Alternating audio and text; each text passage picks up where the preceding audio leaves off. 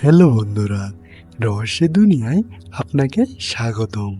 আজকে আমরা জানব অ্যামাজনের আরণ্যে হারিয়ে যাওয়া শহর আর প্রাচীন আতঙ্ক, এক রহস্যময় সত্য।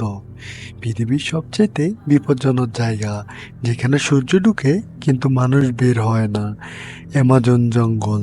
শুধু গাছ আর নদী নয়, লুকিয়ে আছে শতাব্দী পুরনো ভয়ঙ্কর ইতিহাস, হারিয়ে যাওয়া শহর, নিখোঁজ অভিযাত্রী আর এমন কিছু রহস্য যা শুনলে শরীর ঠান্ডা হয়ে যাবে। আপনি কি তৈরি? তাহলে চলুন ঢুকে পড়ি এই রহস্যের গভীরে। 2000 বছর আগে অ্যামাজনের গহীনে ছিল এক সভ্যতা, শক্তিশালী, উন্নত আর গোপন।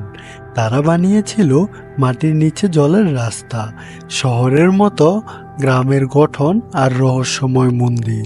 এই শহরের নাম ছিল জেড সিটি। কিন্তু একদিন শহরটি অদৃশ্য হয়ে যায়। বলা হয় জঙ্গলের অভিশপ্ত দেবতা এক রাতে সব কিছু গ্রাস করে নেয়। গবেষকরা আজও শুধু কাদামাটির নিচে সেই শহরের চিহ্ন খুঁজে পান আর শুনতে পান গভীর রাতে কাঁদার শব্দ।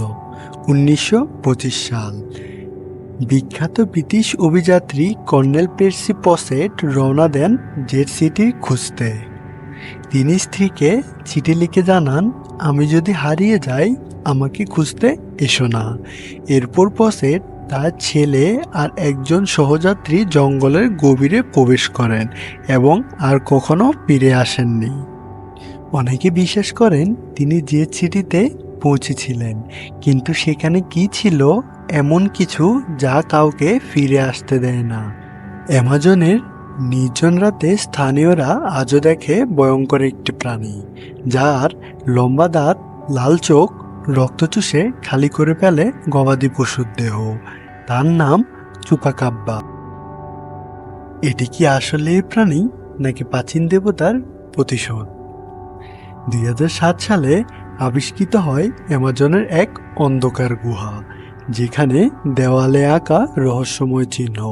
ভিনগ্রহের ভাষা, নাকি আদিবাসী দেবতা, নাকি ভিন্ন এক প্রাচীন সভ্যতার বার্তা?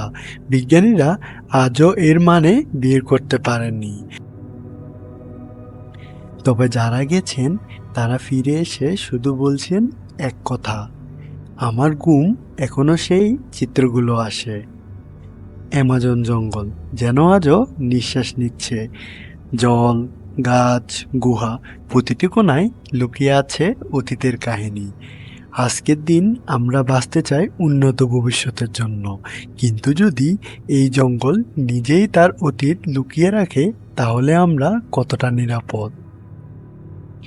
আপনি কি বিশ্বাস করেন এমন গোপন শহর সত্যিই ছিল? আপনি কি সাহস রাখেন অ্যামাজনের গহীনে একা এক রাত কাটানো?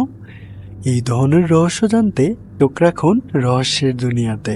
সাবস্ক্রাইব করুন, লাইক দিন আর শেয়ার করুন সেই বন্ধুদের সাথে যারা সাহসী।